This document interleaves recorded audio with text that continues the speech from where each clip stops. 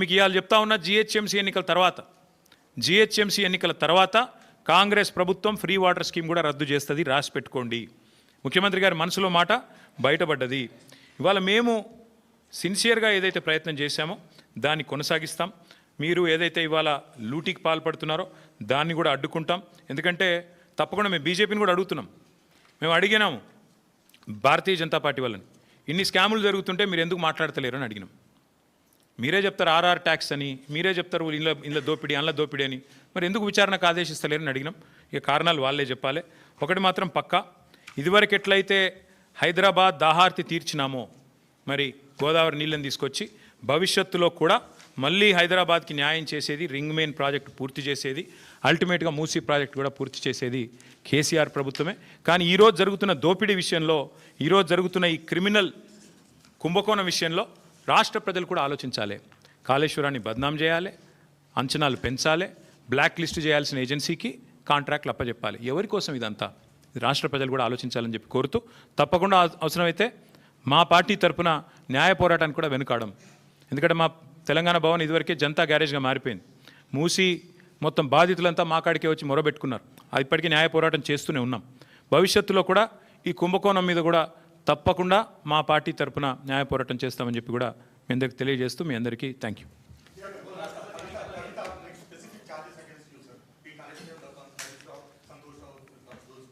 See Rahul, I'll tell you one thing.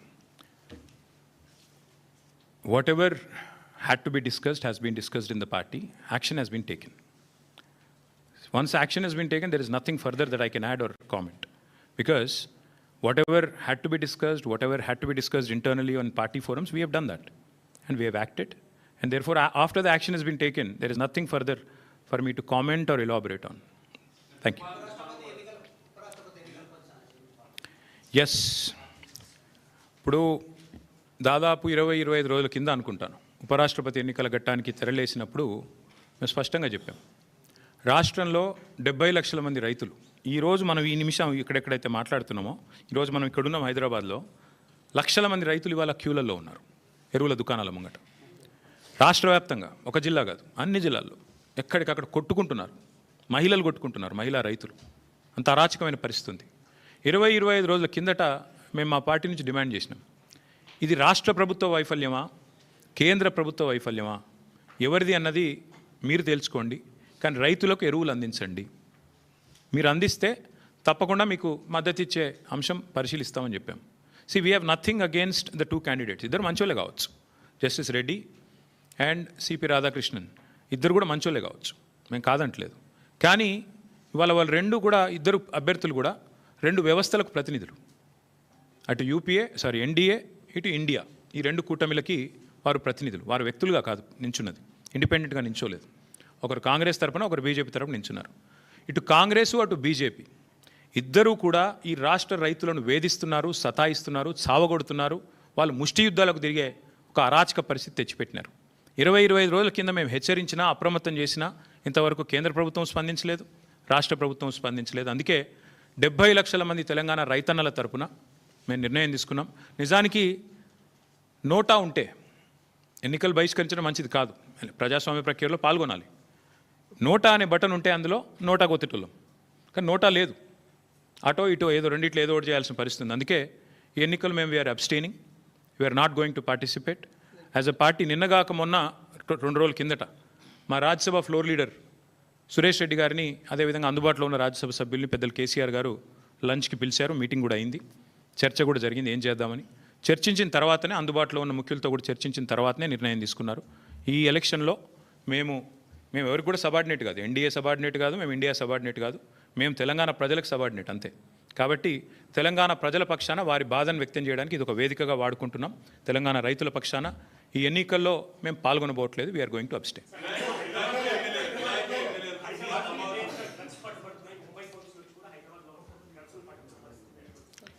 తెల్లారు లేస్తే బిల్డప్లు, ఒకటి ఈగల్ అని, ఇంకోటి హైడ్రా అని, నేను 18 గంటలు పనిచేస్తా అని, నేనే హోంమంత్రిత్వ శాఖ కావాలని నా దగ్గర పెట్టుకున్నా అని. కానీ చేసే పని ఏంది? నిమజ్జనం కాడికి పోయి ఇట్లా చూసినట్టు చేసుడు యాక్టింగు, లేదంటే మా సోషల్ మీడియాలో ఏ పిల్లగాడు ఏం పోస్ట్ పెడుతుండో చూసుడు, రీట్వీట్ వస్తే 20 రోజులు జైల్లో పెట్టుడు. సోయి లేదా కేసీఆర్ మీద CBI కేసు. అంటే టీఆర్ఎస్ నాయకత్వం మీద బీఆర్ఎస్ నాయకత్వం మీద పెట్టిన శ్రద్ధ దృష్టి. నేను ఈ ముఖ్యమంత్రిని అడుగుతున్నా, నీకు అసలు సిగ్గుందా? మహారాష్ట్ర పోలీసు వాళ్ళు వచ్చి ఇక్కడ నెలల తరబడి ఆ కంపెనీలో కూలీలుగా చేరి కార్మికులుగా చేరి నెలల తరబడి పరిశోధించి చివరికి అది డ్రగ్స్ అని తెలుసుకున్న తర్వాత నిర్ధారించుకున్న తర్వాత నీకు ఖబర్ లేకుండా, నీ పోలీసు వాళ్ళకి ఖబర్ లేకుండా నీ ఇంటెలిజెన్స్ వ్యవస్థ కుప్పగూలిపోయి వాళ్ళు వచ్చి దాడి చేసి, మహారాష్ట్ర పోలీసు వాళ్ళు వచ్చి హైదరాబాద్లోని చర్లపల్లిలో దాడి చేసి 12,000 కోట్ల డ్రగ్స్ పట్టుకున్నారు. నేను ముఖ్యమంత్రిని అడుగుతున్నా, నీకేమైనా ముడుపులు ముట్టినాయి ఇలా?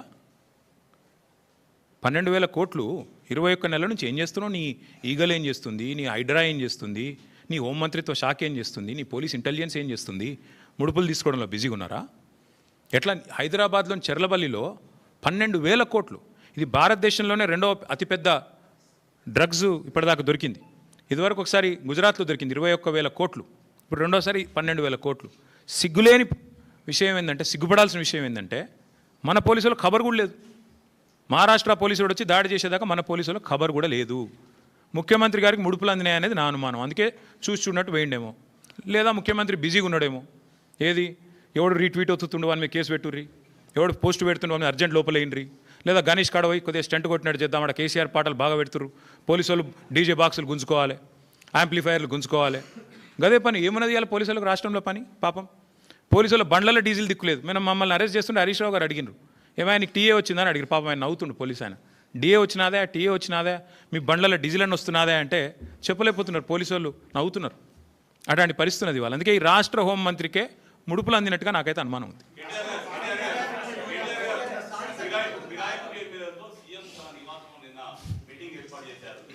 మీరు ఎన్ని బాంబులు ఒకేసారి ఆడితే ఎట్లా? అయితే బ్రదర్ సింపుల్, ఇందులో ఏం చర్చ చేయాల్సిన అంశం కూడా ఏం లేదు. వాస్తవం ఏంటంటే already the PCC president has turned approver. PCC president తన నేర ఆరోపణను అభియోగాన్ని ఒప్పుకున్నాడు ఆల్రెడీ బహిరంగంగా. ఓ టీవీ చర్చలో పీసీసీ ప్రెసిడెంట్ గారిని అడిగినారు, ఏమండి ఎమ్మెల్యేలు చేరినారు అంటే, అవును చేరినారు మా కాంగ్రెస్ పార్టీలో అని చెప్పిండు. ఇక నేరాంగీకారం జరిగిన తర్వాత విచారణ ఎందుకు? ఇంకా చేసేదేముంది? PCC president has turned approver. One of the MLAs also has turned approver. Kadiyam Srihari చెప్పిండు ఓపెన్గా, నేను కాంగ్రెస్ పార్టీలో చేరినా. మొన్ననే చెప్పిండు. తెచ్చుకోండి, బైట్స్ ఉన్నాయి కదా.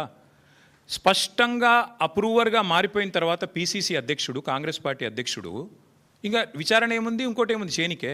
అలా మళ్ళీ ముఖ్యమంత్రి గారు సమావేశం పెట్టుడు ఏముంది? అసలు నాకు అర్థం కాదు. ఏం సందేశం ఇస్తున్నారు? తెల్లారలేస్తే కాన్స్టిట్యూషన్ బుక్ పట్టుకొని తిరుగుతారు. ఇక్కడ మీ పీసీసీ ప్రెసిడెంట్ అప్రూవర్ అయిపోయిండు, మీ ఫిరాయించిన ఎమ్మెల్యేలు అప్రూవర్లు అయిపోయినరు. కొత్తగా ఏముంది పరిశోధించి విచారించి సాధించేది? ఏం లేదు కదా.